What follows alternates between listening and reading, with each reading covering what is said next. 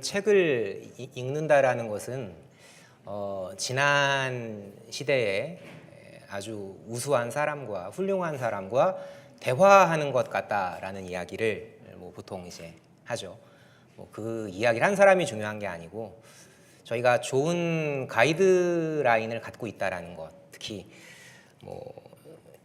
성경 그 자체는 아니기 때문에 물론 하나님이 더 많이 수정보완하게 하시겠지만 이런 것들을 이제 띄울 때마다 이거 뭐 있네 이렇게 보시는 것보다는 한 번쯤은 우리에게 주신 선물이니까 설립, 성장, 생활 이런 그 개념 하나하나들 아주 체계적이거든요. 설립, 양육, 무장, 투쟁, 승리 이런 이제 구도도 마찬가지고요. 그리고 하나님 나라 언약 성취 이런 것들도 약간 철학적인 개념이긴 하지만 그 장점이 아주 압축적으로 그 사람의 기억에 오래 남는다라는 또 장점이 있습니다. 저도 가능하면 좀 쉽게 이제 말씀을 드리고자 하지만 또 한편으로는 이런 구조들 같은 경우도 인간의 책이라고 생각하지 마시고 하나님이 우리에게 주신 좋은 가이드라인이다. 이런 관점은 어떨까라고 생각을 해봤습니다.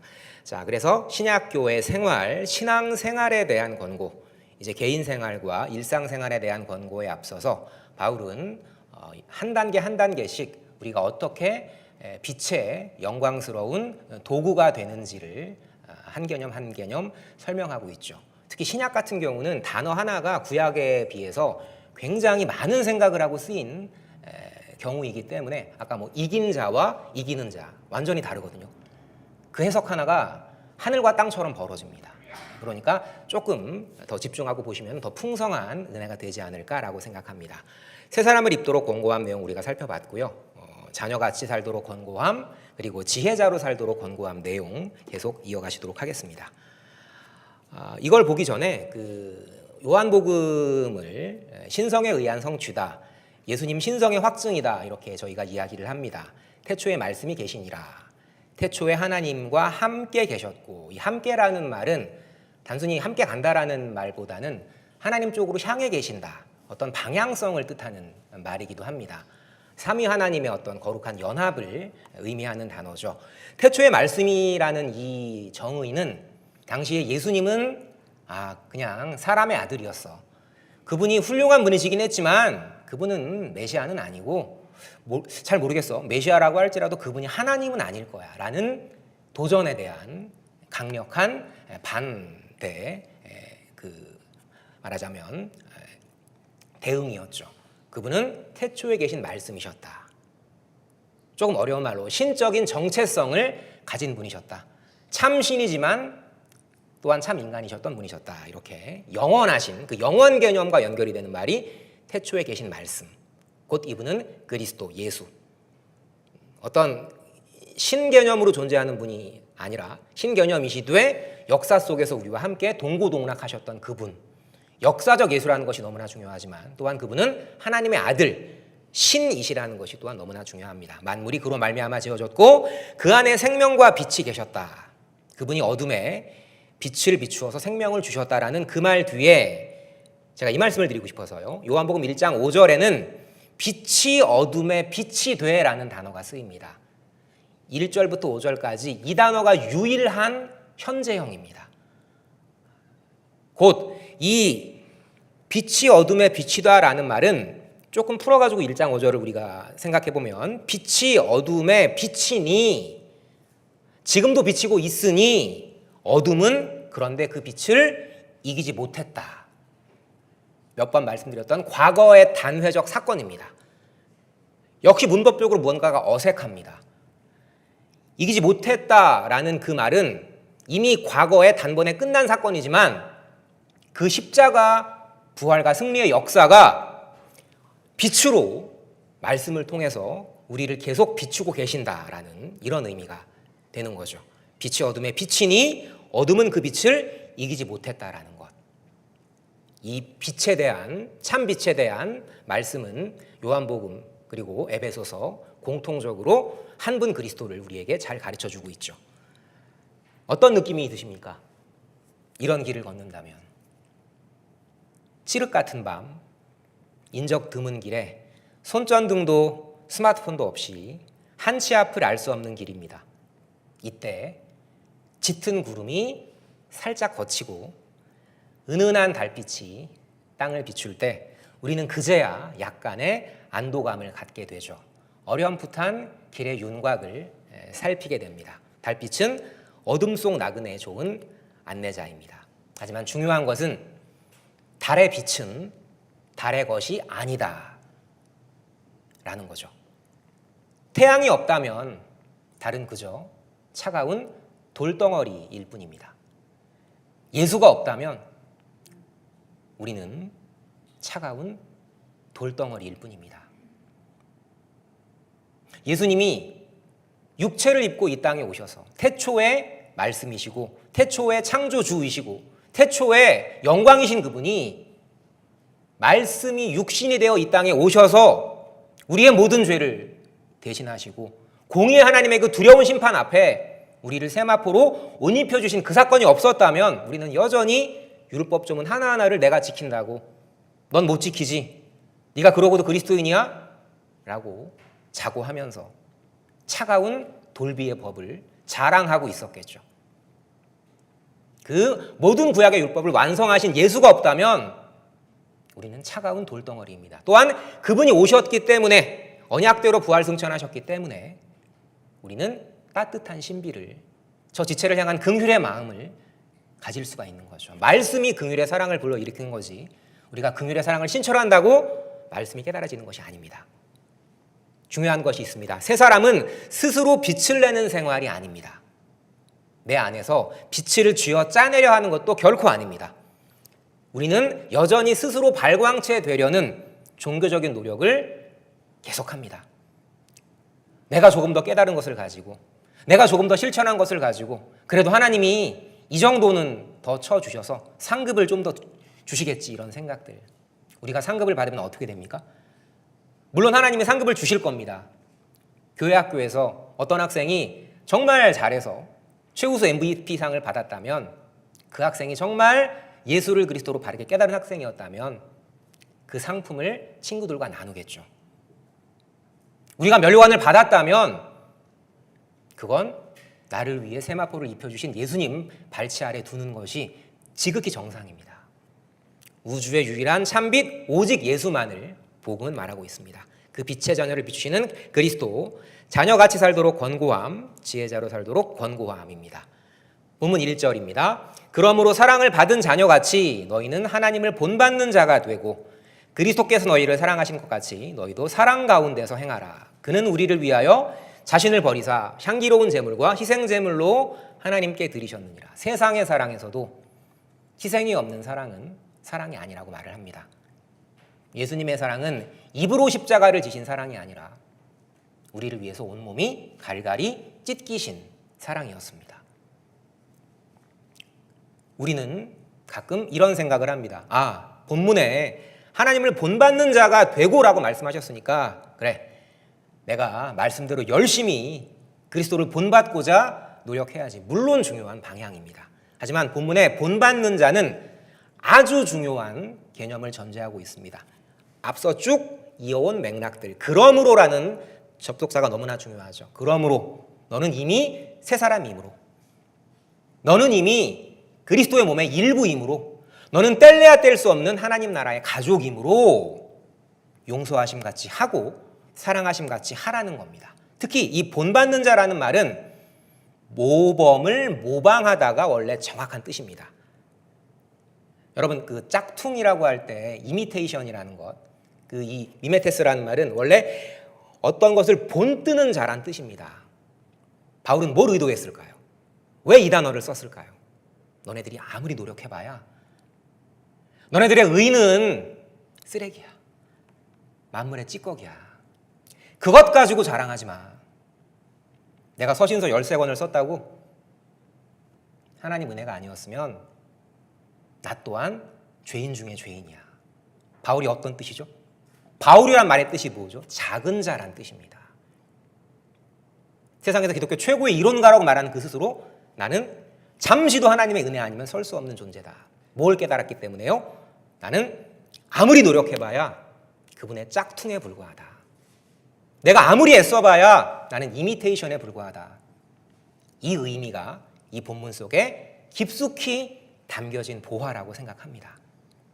그러니까 너의 은은 짝퉁이니까 좌절하라고 그게 아닙니다.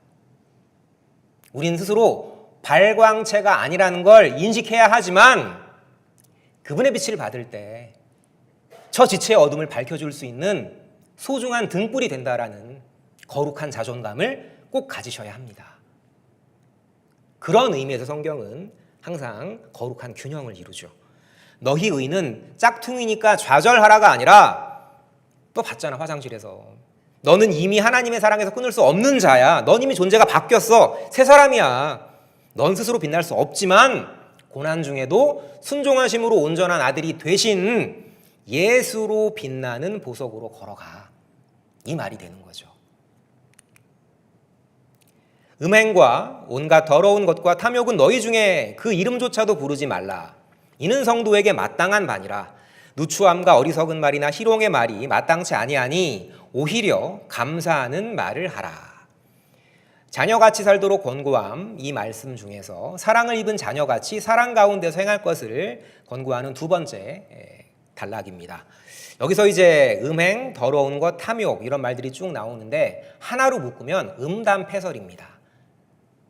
이건 그만큼 에베소라는 도시 자체가 풍요의 신 아프로디테, 그 여성의 유방이 여러 개가 달린 그 여신뿐만 아니라 그 여신을 섬기는 신전의 창기들이 있었습니다. 그들과 하나가 되는 것이 아프로디테 신의 축복을 받는 길이었죠. 더 쉽게 말씀드리면 신전 창기와의 성매매가 합법화된 사회가 에베소 사회였던 것입니다. 고린도 교회도 그랬지만 특히 더 심했던 곳이 이 에베소 교회였었죠. 그래서 풍요의 신 아프로디테의 신전 중심의 일상, 이것에 찌들린 이들에게 예수와 연합하라. 너는 그리스도와 한 몸이다 라는 이 복음은 참으로 들어가기 어려웠던 복음이었을 겁니다. 따분한 예수와의 연합보다는 짜릿한 신녀와의 연합이 훨씬 더 즐거웠겠죠. 집에 가서 사모님에게 긁힐 이유도 없고 나는 신과 합일했어, 이런 논리가 되는 겁니다. 어처구니 없지만 이게 당대 현실이었습니다. 여러분, 우리가 뭘 생각해 봐야 되죠? 하나님께서 출애굽한 백성을 가나안 땅에 집어넣으십니다. 가나안 땅은 지금도 여러 그 고고학적인 출토 유물들이 그 성병이 굉장히 창궐했던 지역이라는 것을 여러 가지 채널로 반증해주고 있습니다. 유목 문화에 찌들었던 백성들에게 농경 문화, 그것도 화려한 농경 문화, 가나안 땅에서 바알신 아세라신과의 음행을 해야만 하늘이 흥분해서 비를 내려준다라는 이런 어처구니 없는 신화에 대한 그 신앙에 대한 개념이 이스라엘 백성들의 눈을 돌아가게 만들어 버렸던 거죠. 아, 난 그동안 바보처럼 살았구나. 이 재밌는 것을 놓고, 이 좋은 것을 놓고 그랬던 겁니다. 이상하지 않으십니까? 좋은 땅도 많은데 왜 하나님은 그 음란이 창궐했던 가나안 땅으로 이스라엘 백성을 집어넣으셨을까요? 너는 그런 존재다. 너는 내가 잠시라도 붙잡지 않으면 영적인 음란에 빠질 수밖에 없는 죄인이다. 그걸 절실히 깨달아라. 왜 거룩한 백성을 타락한 문화에 두십니까? 물론 말씀드린 것처럼 첫 번째, 하나님 절대 의존적 존재, 하나님 절대 의존적 존재, 아까 그 에덴 동산의 그 생명나무처럼 말이죠. 그 하나님 절대 의존적 존재라는 것을 깨닫도록 하는 첫 번째 의미가 있지만 또 한 가지는요, 투쟁입니다. 우리는 이 단어를 너무 그냥 지나가는 한 단어로 생각하는 경우가 있습니다. 설립, 양육, 무장, 승리가 아니고 무장, 투쟁, 승리입니다. 히브리서 기자가 어떤 이야기를 하죠? 너희가 아직까지 죄와 피 흘릴 정도로 싸우진 않았다. 제가 지난 그 강론에서 찌르심이라는 이야기를 하면서 제 강론이 조금 과도하지 않았을까라는 생각을 참 많이 했는데, 하나님께서 그 광야에서 목자가 양을 치는 방식이 그 찌르는 막대기와 찌르는 채찍입니다. 양이 바른 길로 가지 않을 때 긴 막대기로 그 양의 옆구리를 찌르는 거죠. 그것이 하나님의 교육 방식입니다. 양을 기름으로 위로하기도 하지만 목자는 때로는 양이 어긋난 길로 갈 때 그 도르반이라는 긴 막대기로 옆구리를 찌르죠. 너희가 항상 두렵고 떨림으로 너희 구원을 이루라 하셨지, 편안하게 걸어가는 길로 너희 구원을 이루라, 너희 구원을 일하여 드러내라 하지 않으셨습니다. 너희 가운데 행하시는 하나님이시니 자기의 기쁘신 뜻을 위하여 너희로 하여금 소원을 두고 행하게 하시지만 우리는 항상 하나님의 의도하신 그런 거룩한 긴장 안에 있는 거죠. 하지만 확신의 긴장입니다. 제가 노트북 전원을 잠깐 계속 이어가겠습니다. 그래서 여기 이제 감사의 말이라는 말이 나오는데 음담의 말과 감사의 말을 대립시켜서 사용하고 있습니다. 그런데 여기서 감사라는 것은 단순히 우리가 감사해야지 차원의 말이 아니라 에베소서 본문과 골로새서 본문을 비교해 보면 이것이 굉장히 유사성을 띠고 있음을 알 수 있습니다. 에베소서 본문에서는 마음으로 찬송하라는 말, 역시 골로새서 본문에서도 마음으로 찬송하라, 찬양하라는 말이 나오고요. 하나님 아버지께 감사라는 말, 또 주 안에서 그 결과로 상호 복종하라는 말, 이것이 공통적으로 등장합니다. 이 말씀이죠. 골로새서 그리스도의 말씀이 너희 속에 풍성히 거하여 모든 지혜로 피차 가르치며 권면하고 시와 찬송과 신령한 노래를 부르며 감사하는 마음으로 하나님을 찬양하고 또 무엇을 하든지 말이나 이래나 다 주 예수의 이름으로 하고 그를 힘입어 하나님 아버지께 감사하라. 우리가 이 본문에 앞서서 흑암 권세에서 우리를 사랑의 아들의 나라로 옮기신 하나님의 역사를 기억합니다. 하지만 그 이후에 분명히 나오는 본문은 우리가 그를 전파하고 각 사람을 권함은 모든 지혜로 각 사람을 가르치고 그리스도 안에서 완전한 자로 세우게 하려 함이니 이를 위하여 그래 나는 사랑의 아들로 나라로 옮겼으니까 끝이야, 이게 아니고 내 속에서 역사하시는 성령의 능력을 따라 힘을 다하여 수고하노라. 우리에게 너무나 불편한 말씀이 들어가 있죠. 에베소서와 골로새서의 공통된 구조를 통해서 우리가 알 수 있듯이 말씀 충만, 성령 충만, 그리고 감사 충만, 그 결과로서의 감사 충만은 세 개가 동의어입니다. 새 언약의 한 성령께서 일하시는 한 열매입니다. 그러나 출발은 말씀이죠. 말씀과 기도와 찬양은 따로따로의 개념이 결코 아닙니다. 한 그리스도의 지체로서 우리는 영혼의 양식인 말씀, 그리고 영혼의 호흡인 기도, 그리고 영혼의 건강한 약동인 찬양, 이 세 가지를 성령 하나님은 균형 있게 이루게 하시지 머리만 크고 몸은 어린 아이인 그런 영적인 불균형을 결코 이루지 않으십니다. 말씀, 성령, 감사, 충만은 동의어입니다. 그런 말씀에 기초한 이야기를 쭉 이어가면 너희도 정녕 이것을 알거니와 음행하는 자나 더러운 자나 탐하는 자 곧 우상 숭배자는 다 그리스도와 하나님 나라에서 기업을 얻지 못하리니, 굉장히 두려운 말씀이죠. 누구든지 헛된 말로 너희를 속이지 못하게 하라. 이로 말미암아 하나님의 진노가 불순종의 아들들에게 임하나니 그러므로 그들과 함께하는 자가 되지 말라 라고 말씀하십니다. 5절부터 7절까지는 불순종의 아들들과 함께 진노에 참여하지 말 것을 권고하는 본문입니다. 탐심은 곧 우상숭배다.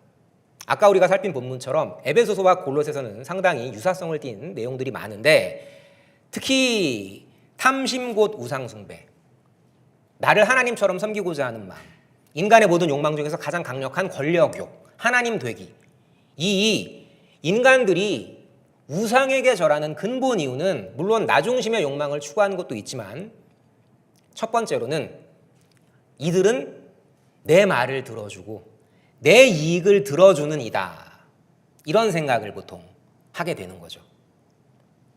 인간은 누구나 이익을 추구하는 존재고, 특별히 저 우상은 나의 말을 들어줄 거야. 하나님은 너무나 두렵고 다가서기 어려운 분이지만 왠지 우상은 내 말을 잘 들어줄 것 같아. 그래가지고 로마 사람들이 집집마다 자기를 돌봐줄 가정신을 주었던 거죠. 주신 주피터 이외에 각자마다의 가정신을 둡니다. 왜요? 내 욕망을 들어줄 존재니까. 우린 다른가요? 성경은 뭘 경계하죠? 이스라엘 백성들은 하나님을 섬기지 않았습니까? 섬겼습니다.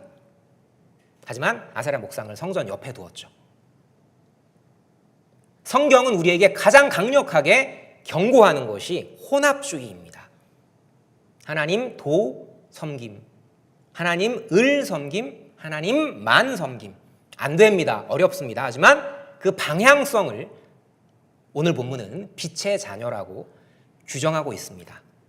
믿음은 결과물이 아닙니다. 끊임없이 하나님을 향하는 방향성이죠. 어둠이 우리를 엄습할지라도 끊임없이 참빛계로 향하는 그 방향성, 그것이 복음입니다. 우상숭배의 핵심은 자기 숭배, 자기 이익의 추구입니다. 우리는 세상의 명예와 아들의 명예는 같이 추구하면서 하나님을 사랑한다고 하면서 그 말씀은 싫어하죠. 이런 편리한 이기주의가 없습니다. 그런 혼합주의는 좋아하면서 이런 혼합주의는 싫어해요. 또 철저히 분리합니다. 여러분, 정말 사랑하는 사람인데 그 사람을 사랑한다고 말하면서 근데 나는 네 말은 들어주기 싫어. 이거야말로 모순이죠. 예수님을 사랑한다고 하면서 예수님 근데요 제가 당신의 형제 사랑의 계명은 좀 마음에 안 드네요. 전 그냥 당신만 사랑할게요. 말이 됩니까? 그런 것들과 함께하지 말라고 본문은 우리에게 경고하고 있습니다. 죄의 유혹에 빠지면 넌 하나님 나라 상속 못 받아, 그런 맥락이 아니라 우리가 앞선 본문의 흐름이 왜 중요하죠? 넌 이미 빛의 자녀야. 넌 이미 새 사람이야. 넌 이미 하나님 나라의 아들이야, 백성이야. 그런데 성령께서 찌르시는 양심의 소리를 들어봐. 화인 맞은 양심처럼 행하지 말고 성령께서 일하시는 양심의 소리를 들어봐. 어떤 말입니까? 넌 그러니까 자녀에서 탈락이야. 이런 율법주의적인 이야기도 아니고요. 그래, 말씀은 말씀이지. 어떻게 우리가 말씀대로 살아? 어떤 모습이라고요? 구약 시대의 아세라 석상 신상에도 내 번영을 위해서 고개 숙이고 뭔가 찔리니까 여호와께도 성전의 제사를 드리고 그걸 하지 말라는 겁니다. 그런데 그게 제일 힘듭니다.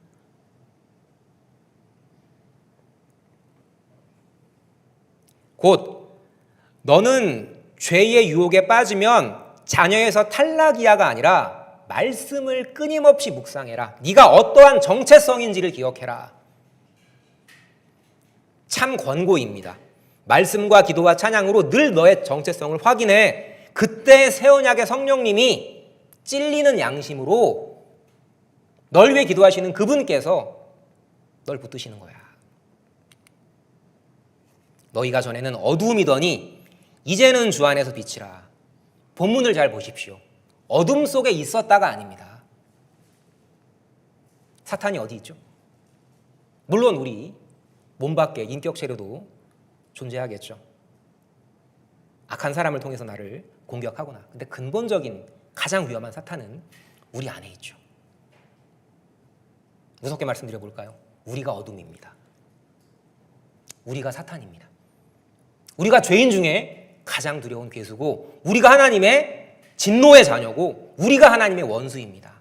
그걸 뼛속 깊이 자각할 때라야 빛의 말씀이 비로소 우리를 움직이시는 생명의 말씀으로 움직이게 되는 거죠. 그래서 율법과 죄 그리고 은혜라는 것은 책 제목이 아니라 우리가 빛의 자녀로 살아가기 위한 너무나 중요한 원리를 담고 있는 거죠. 너희가 전에는 어둠이더니 이제는 주 안에서 빛이라. 빛의 자녀들처럼 행하라. 빛의 열매는 모든 착함과 의로움과 진실함에 있느니라. 내면적 정체성이 우린 이미 변화되었습니다. 우리는 누더기 옷을 벗고 세마포 옷을 입었습니다. 우리는 새 옷을 입은 하나님의 새 사람이고 빛의 자녀입니다. 그런데 분명히 바울은 본문에서 과거 진행형으로 너희가 전에는 어둠이었다. 이 말은 그냥 그대로 두셨으면 계속 그 과거 진행형으로 너희들은 어둠일 것이었다. 이 두려운 전제가 깔려 있습니다. 하지만 너네들은 이젠 주 안에서 빛이야. 이 말씀이 들린다면 우리는 주 안에서 빛인 겁니다. 현재 명령형으로 이야기하고 있습니다. 빛의 자녀들로서 주와 걸어가라입니다. 내가 걸어가는 것이 아닙니다. 내가 반사체가 아닙니다. 그분께서 거룩한 하나님의 말씀으로 내 메마른 양심을 일깨우실 때 그 말씀이 역사하여 우리는 빛의 자녀로 걸어가게 되는 겁니다. 핵심적 전제는 어둠 속이 아니라 우리는 어둠 그 자체였다라는 것. 참 감사의 전제는 공의의 하나님이시다. 그분은 반드시 죄의 대가를 요구하셨다. 그의 찔림은 우리의 허물을 인함이요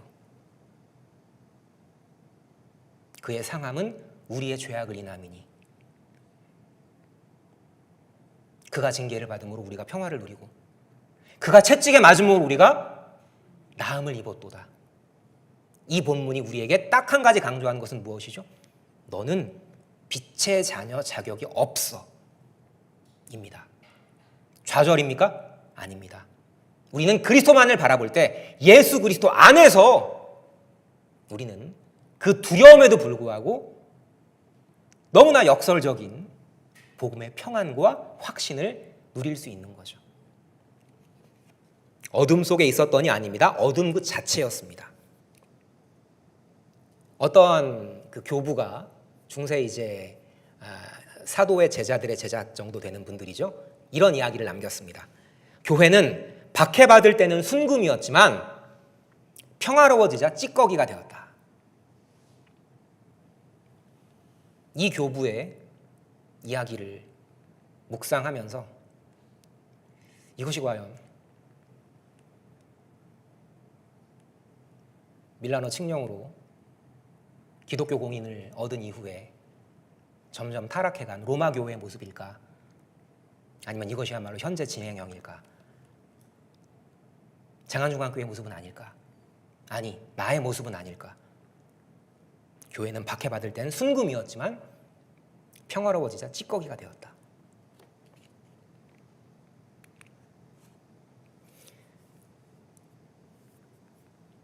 주를 기쁘시게 할 것이 무엇인가 시험하여 보라.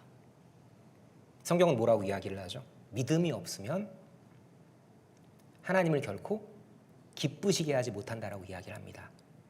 믿음이라는 우리가 보통 아멘 할 때 그 단어는 그 에무나라는 말은 지탱하다라는 뜻입니다. 그 아말렉과의 전투에서 아론과 훌이 모세의 양팔을 지탱하고 있었죠. 그 단어입니다. 무슨 의미일까요? 버티는 겁니다. 우리가 무슨 결과물을 내어놓는 게 아니라 저는 당신 없으면 살 수 없습니다. 극악한 죄인인 나는, 끊임없이 잘난 척하는 이 사탄 같은 나는 당신 없으면 살 수 없습니다. 당신이 지탱해 주셔야만 삽니다. 여러분, 이것이 믿음입니다. 뭐라고요? 믿음은 결과물이 아니라고요. 믿음은 방향성입니다.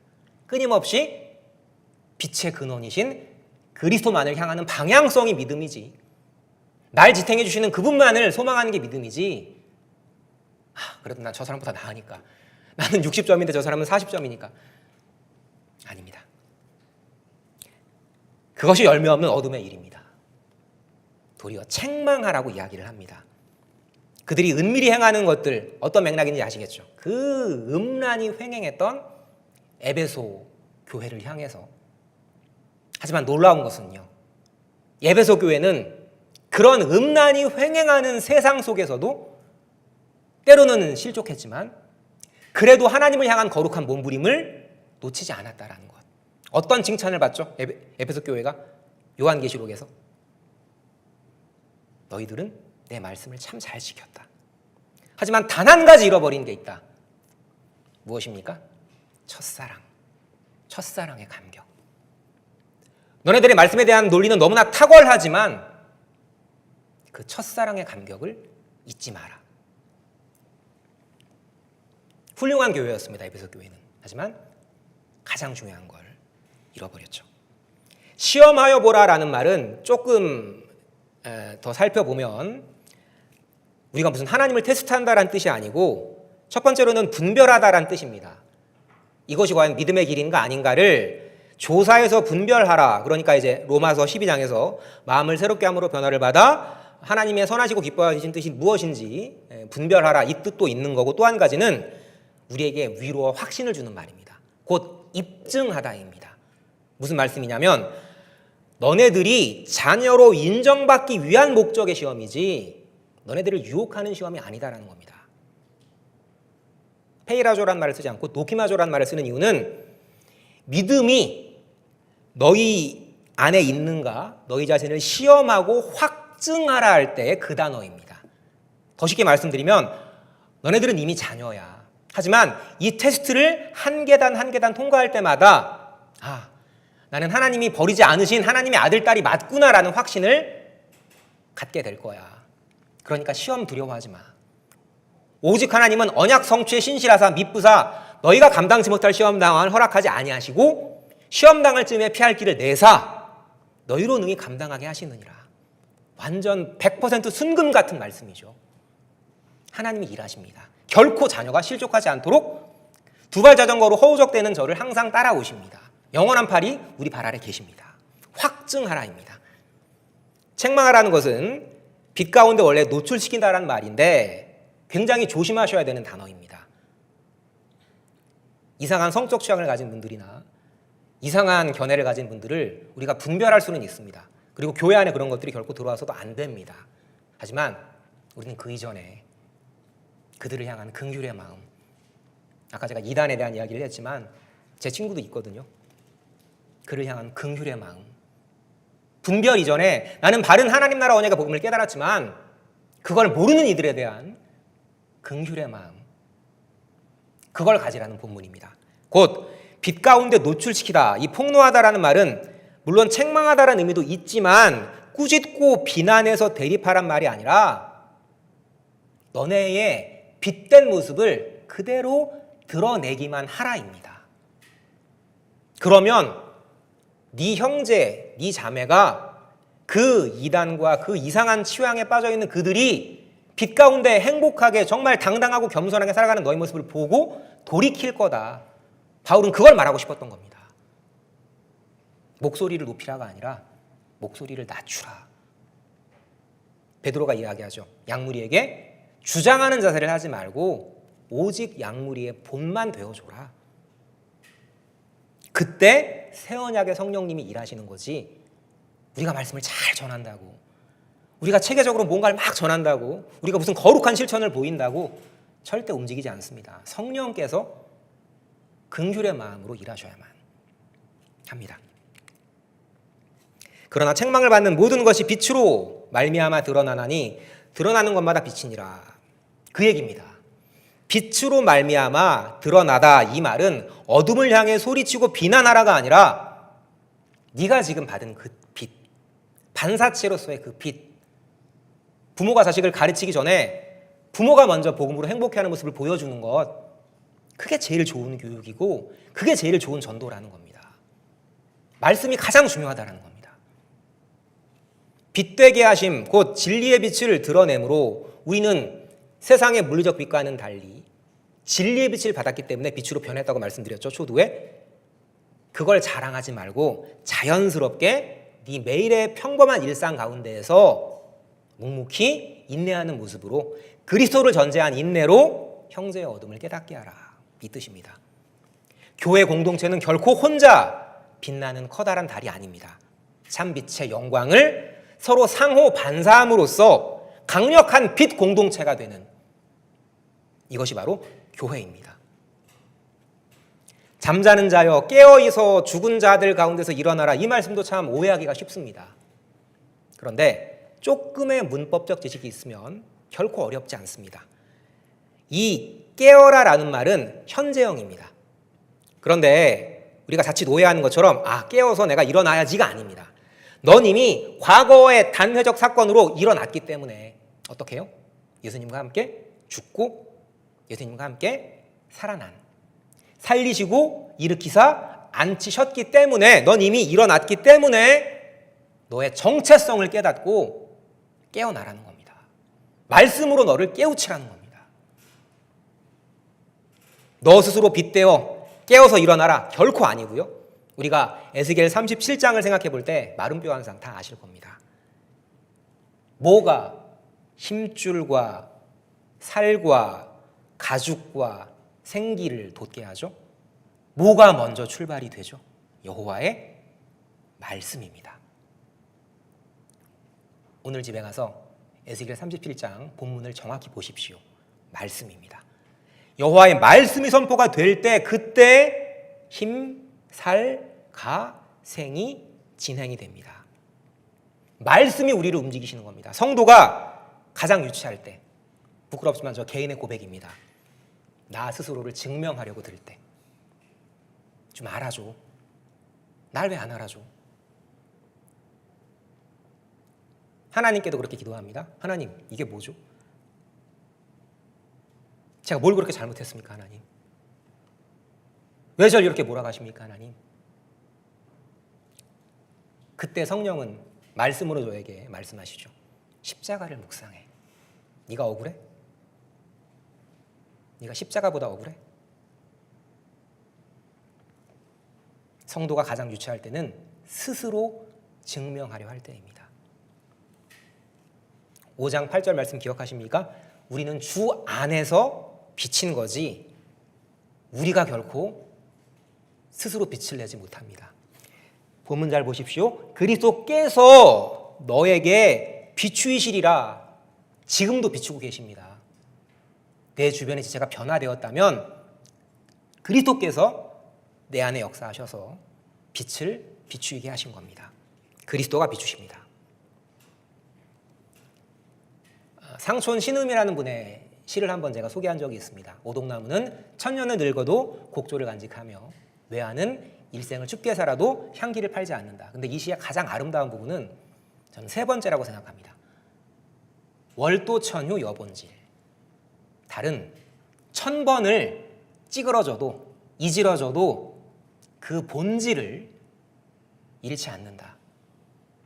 비록 조선 중기 4대 문장가 상촌 신음의 시지만 저는 우리가 특별 계시의 말씀을 바르게 잘 깨달으면 일반 계시의 말씀들도 충분히 아름답게 활용할 수 있다고 생각합니다. 왜 달의 본질은 불변일까요? 왜일까요? 달의 본질은 결코 달 자체에 있지 않습니다. 우리 거룩한 무리, 성도의 본질은 결코 성도 자체에 있지 않습니다. 달의 본질은 태양, 상촌 신음은 보지 못했지만 그 태양의 근원이신, 참빛의 근원이신 그리스도만이 영원한 본질이십니다. 우리를 살게 하시고 우리를 움직이게 하시고 우리를 눈물 흘리게 하시고 우리를 회개하게 하시고 우리로 하나 되게 하시는 분은 오직 한 분, 그리스도이십니다. 제가 이 시를 읽으면서 참 많이 위로를 받았던 게 나야말로 수도 없이 찌그러졌었구나. 육체의 가시로 아파하던 제게 물론 말씀을 통해서 하나님은 첫 번째로 위로와 감동을 주셨고 그 다음으로는 이 상촌 신음의 시였습니다. 달은 1000번을 이그러져도 그 본질이 변하지 않는다. 아들의 본질은 몇 번을 땅바닥에 쓰러져도 결코 사라지지 않는다. 어느 분이 제 그 카톡 프사를 물어보셔가지고 시도차기 지성면지는 넘어질 때마다 다시 일어서며 그리스도의 충만한 분량을 따라 끊임없이 나아간다. 오직 성령의 역사로. 그런 의미였습니다. 우리는 얼마나 이그러지면서 일희일비합니까? 우리를 힘들게 하는 육체의 가시들 다 있습니다. 차마 드러내지 못하는 고통들 있습니다. 주님의 선물입니다. 그것이 있을 때만 우리는 내가 비록 지금 이그러졌지만 나를 다시 달처럼 회복하게 하시는 하나님의 은혜만을 바라보는 거죠. 사탄은 끊임없이 공격합니다. 너 아들 맞아? 너 지체 맞아? 너 반사체 맞아? 너 지금 발광처처럼 자랑하고 있잖아. 아니요. 우리는 또 이 말씀을 듣고도 일희일비합니다. 또 넘어집니다. 하지만 말씀만이 우리를 영원하게 하죠. 달이 내 빛이 사라졌다고 좌절합니까? 달은 묵묵히 태양 주변의 궤도를 하나님의 창조 섭리를 따라 돌아갑니다. 우리는 때로는 달에게서, 그 피조물인 달에게서 배울 필요가 있죠. 내 빛이 사라져도 달은 묵묵히 자기 궤도를 가는 것처럼 내 인생이 비록 지금 구렁텅이에 있을지라도 나를 다시 수렁에서 건져 올리실 여호와의 손만을 애타게 바라보면서, 그리 아니하실지라도 감사할 거라는 강력한 믿음의 힘으로 우리는 그렇게 하루하루 평범한 일상을 걸어갑니다. 그것이 빛의 자녀입니다. 우리는 일일비하지만 예수 그리스도는 어제나 오늘이나 영원토록 동일한 빛으로 달을, 그리고 우리 한 명 한 명의 하나님 나라 가족들을 비추고 계십니다.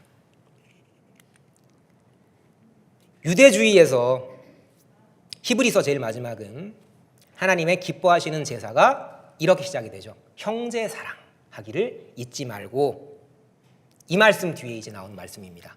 예수 그리스도 곧 영원한 단번의 제사장께서는 우리는 일일비하고 우리는 이그러질지라도 달이 묵묵히 자기 궤도를 가는 것처럼 우리에게 오늘 주어진 사명을 걷게 하신다. 어제나 오늘이나 영원토록 동일하게 찬양받으실 분 한 분은 예수 그리스도이십니다. 세 사람의 머리, 그리스도의 유일 계명은 우리가 알고 있는 것처럼 형제 사랑입니다. 마지막입니다. 그래서 지혜 있는 자같이 하여 세월을 아끼라. 때가 악하니라. 어리석은 자가 되지 말고 오직 주의 뜻이 무엇인가 이해하라. 이 지혜 있는 자같이라는 말은 물론 하나님의 뜻과 계획에 대한 깊은 통찰을 가진 자, 예, 그것도 맞습니다. 하지만 더 근본적으로는 지혜의 근원이신 그리스도를 경외하는 길. 아까 우리 봤던 본문에서 또 나오겠지만 성령 충만의 가장 마지막은 그 감사를 이루게 하시는 그리스도를 경외하는 것. 전도서와 똑같죠. 일의 결국을 들었으니 여호와를 경외하고 그의 말씀을 지킬지어다. 세월을 아끼라라는 말 또한 세속적 근면으로도 이해될 수가 있습니다. 타임 이즈 골드라고 했던 그 벤자민 프랭클린, 어떤 자본주의 생산성을 극대화해서 이윤을 창출하고자 하는 그런 말씀이 아니라, 물론 그 말도 뭐 전혀 일리 없는 말은 아니지만, 이 세월을 아끼라는 것은 너에게 주신 모든 기회를 사들여라. 이게 정확한 뜻입니다. 그러니까 우리가 지금 이 땅에서 살아가는 매일의 하나님 나라는 너무나 좋은 기회라는 겁니다. 어떤 기회예요? 내 몸의 일부인 형제를, 내가 예수님처럼은 안 되지만, 우리는 짝퉁에 불과하지만 그분처럼 기쁘게 사랑할 수 있는 것, 그 실천의 기회를 주신다라는 거죠. 그 기회를 가능하면 다 사들여라. 왜요? 우리는 하나님은 사랑이시란 말씀처럼 우리도 이미 사랑이기 때문에 우리는 그리스도의 심장으로 사랑할 때 가장 행복하게 됩니다. 마지막입니다. 성령으로 충만함을 받으라. 이 말씀은 아까 제가 전체 설명을 드렸습니다. 서로 화답하며 주께 노래하며 찬송하며 하나님께 감사하며 그리스도를 어떻게 해요? 경외함으로 피차 복종하라라고 사도 바울은 말씀의 결론을 맺습니다. 곧 성령으로 충만하다라는 이 말은 5개의 분사로 이어집니다. 그러니까 5개의 분사가 이 한 단어를 수식하고 있는 거죠. 신령한 연합, 저희가 쭉 살펴봤습니다. 세 사람 쭉 살펴봤죠. 빛의 자녀. 이 모든 개념들이 그리스도 예수님의 영으로 충만해져라라는 한 문장으로 요약할 수 있습니다.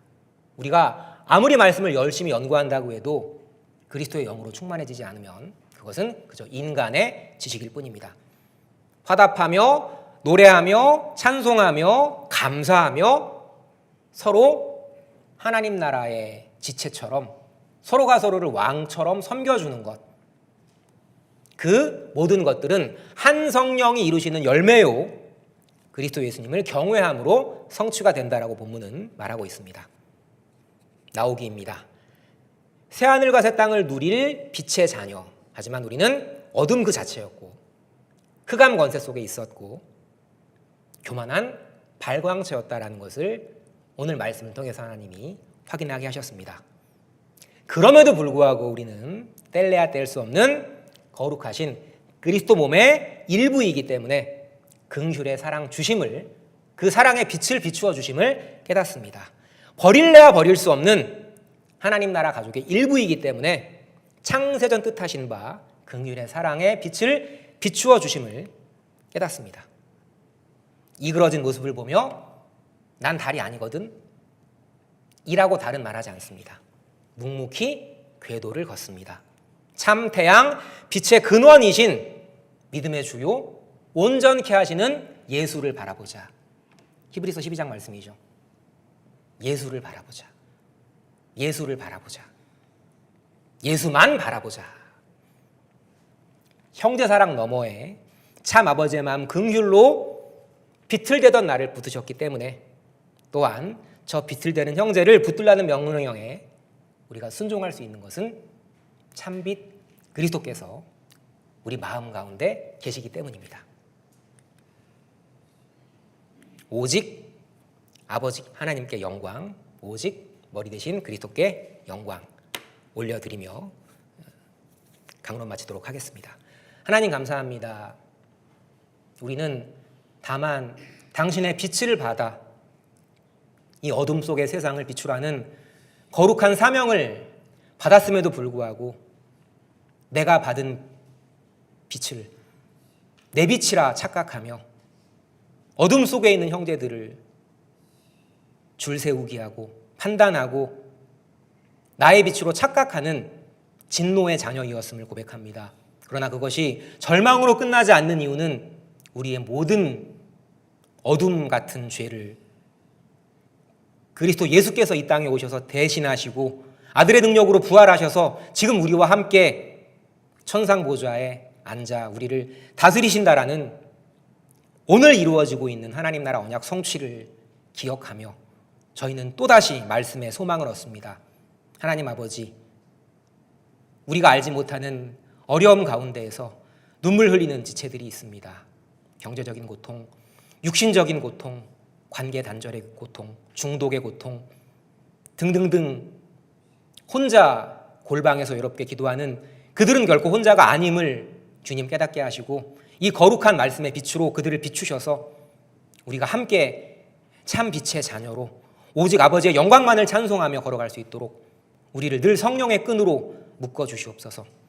부족한 종의 입술을 통해 전하신 이 말씀이 또한 흩어지지 않고 오직 성령 하나님의 역사로 그 마음의 신비에 깊게 새겨져 우리가 절망의 길을 걸을 때 그 절망을 이기고 올라올 수 있는 거룩한 힘의 원동력으로 역사하게 하시기를 간절히 소망합니다. 오늘 우리를 움직이게 하신 말씀이신 거룩한 예수님의 이름으로 감사하며 기도드립니다. 아멘.